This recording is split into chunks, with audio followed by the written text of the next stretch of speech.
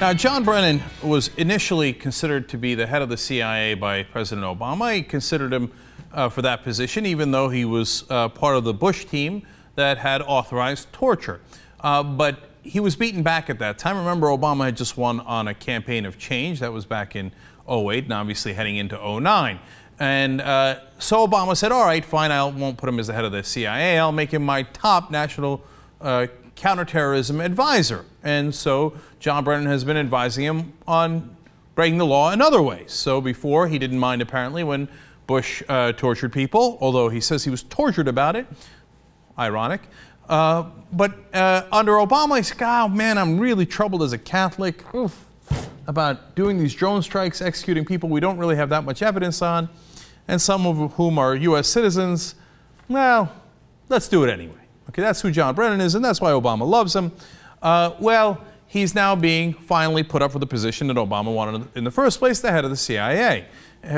Obama thinks, I got to get this Bush guy into the position where he could do even more damage. Fantastic. Just like Obama, of course, put a Bush appointee as the head of the DEA, and I can go on and on. So, well, did Brennan have knowledge of the torture program? Or was he really that concerned about it? Well, now there are some files that indicate, well, he did have knowledge. In fact, he had, quote, detailed, contemporaneous knowledge of the use of, quote, enhanced interrogation techniques. That would be torture. So did John Brennan know? Absolutely. But inside sources tell us, don't worry. John Brennan, boy, when they were doing the torture, he was worried about it. He was. And he might have brought up his objections. Now, wait, is there any official records, any memo written anywhere at any time in the Bush administration where John Brennan says, hey, I object, or I have concerns about this program? Not a word. Not a word. But I'm sure he was just so conflicted about it. Well, some former officials familiar with deliberations about the program said they don't recall Brennan voicing objections to the use of harsh interrogation techniques. I love this one. But other former officials say Brennan was among the agency officials who were uncomfortable with the use of physically coercive tactics. Well, golly gee, he was so uncomfortable with it, as he was part of the team that authorized its use over and over and over again. Remember, they waterboarded Khalid Sheikh Mohammed 183 times. Waterboarding is, by all international and U.S. definitions, torture. Gosh, I was so uncomfortable. Not nearly as uncomfortable as the people we were torturing, by the way. But you'll have to take the former officials who are friends of John Brennan at their word, because there is no documentation that he objected ever. Okay? Then we continue.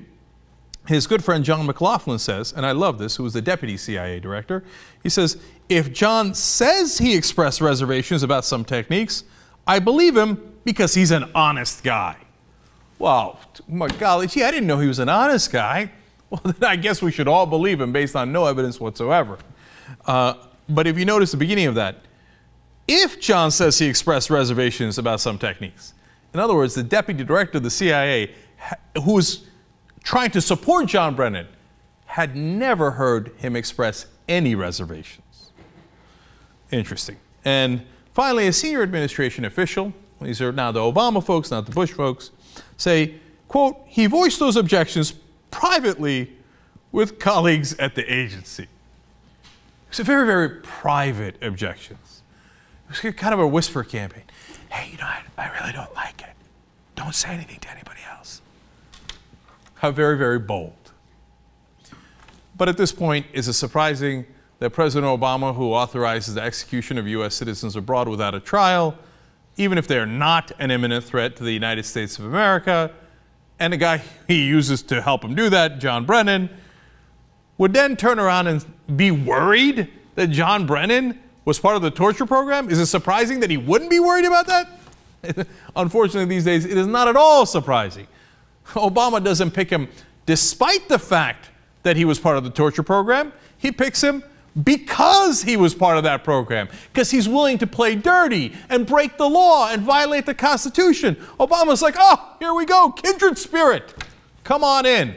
He He tried before. And remember, when he tried to put Brennan as the head of the CIA, it wasn't that he had seen all the things that he's seen in his first 4 years and realized that he had to do these terrible things to protect the country. He wanted to do it immediately. That was his first choice to head the CIA.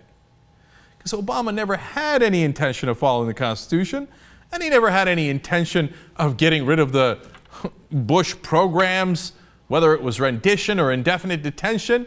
He apparently had an intention to actually make them even more outside the bounds of law. And if you're going to go in that direction, who do you pick? You pick John Brennan over and over again.